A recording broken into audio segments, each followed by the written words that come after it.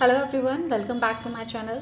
तो आज की इस वीडियो में मैं बात करने वाली हूँ आइसोटॉप्स के बारे में। सो चलिए शुरू करते हैं आज की इस वीडियो को बिना किसी देरी के। अगर आप और भी केमिस्ट्री से रिलेटेड टू पीरियोडिक टेबल या और कोई वीडियोस देखना चाहते हैं तो आप मेरे चैनल पर विजिट कर सकते हैं। वहाँ पे अलग से एक प्लेलिस्ट है, आप उसमें विजिट कर सकते हैं और आप सीख सकते हैं। तो चलिए शुरू करते हैं।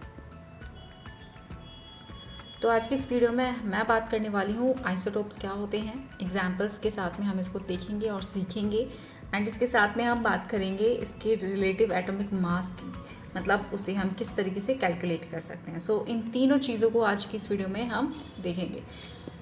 तो सबसे पहले हम देख लेते हैं what is isotopes. So mainly isotope जो है वो एक ग्रीक वर्ड से बना है, जिसमें आपका आता है आइसोस प्लस आपका आ जाता है टोपोस। अब अगर हम इसके मतलब की बात करेंगे तो आइसोप एंड टोपोस में दो अलग अलग है। आइसोस का मतलब होता है इक्वल एंड टोपोस का मतलब होता है आपका द सेम प्लेस और the simply the place. So isotopes have the same atomic number but different atomic mass number.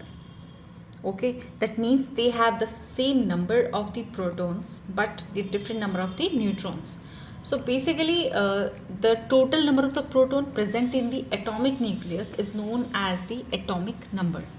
ठीक है, तो हम atomic number किसको बोलते हैं? atomic number का मतलब होता है कि आपके टोटल नंबर ऑफ प्रोटॉन्स जितने भी हैं उसमें उसे हम बोलते हैं आपका एटॉमिक नंबर। वहीं पे mass number, atomic mass number हम किसको बोलते हैं? Total number of proton and neutron को। तो उसमें हम प्रोटॉन प्लस न्यूट्रॉन दोनों चीज़ों को काउंट करते हैं। सो this is that. Okay, so isotopes have the same atomic number but different atomic mass number. Example के रूप में हम ले लेते हैं हाइड्रोजन को। Hydrogen is having these three isotopes. So all hydrogen atoms contain the one proton, that is, and the one electron, but they can have the different number of neutrons. So hydrogen 1 is the most commonly found isotope of the hydrogen. Okay, so this is hydrogen 1, hydrogen 2 and the hydrogen 3. एक और example हम ले लेते हैं chlorine का। Chlorine जो है वो आपका क्या है? It has 17 protons as well as the 17 electrons, but neutron is different. So chlorine 35 is the most commonly found isotope of the chlorine and the chlorine 37 is the another one type. Properties अगर हम देखेंगे तो they have the same chemical properties. ऐसा क्यों होता है? Because of the number of the electrons.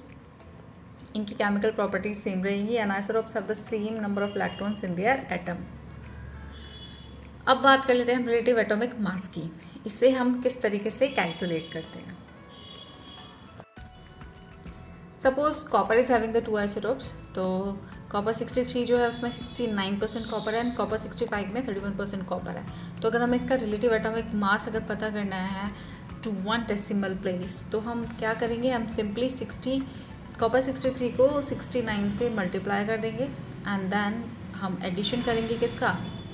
65 into multiplication you can say 31।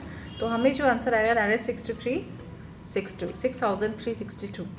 अब अगर हम इसको 100 से डिवाइड कर देते हैं we will get the relative atomic mass of the copper.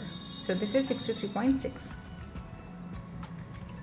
So this was all about the isotopes. Thanks for the watching and see you in the next video.